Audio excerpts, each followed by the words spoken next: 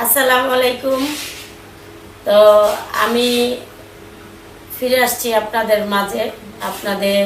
আপনারা অনেকেই দোয়া করছেন। তো আমার বড় ভাইয়ের ইচ্ছা, আমি আজকে কোনো ভিডিও ছাড়তে চাই নাই। তো আমার বড় ভাইয়ের ইচ্ছা যে আজকে একটা ভিডিও আপলোড করতে হইব, আর তার অনেক স্বপ্ন, কারণ আমার ভাই অনেক কষ্ট করছে। সে কাজ করতো, তার নিজের কাজ ফালাইয়া আমার জন্য জান জীবন দিয়ে চেষ্টা করছে, আমার ভাই বোন দুজনেই।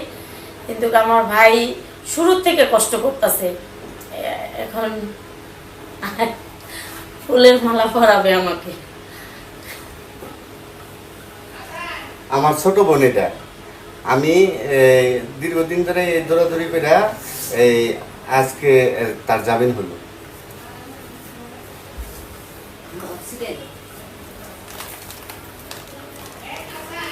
এখন ভাইয়ের স্বপ্ন, আমি তো কইছিলাম কিছুদিন আমি ক্যামেরাতে আসবো না।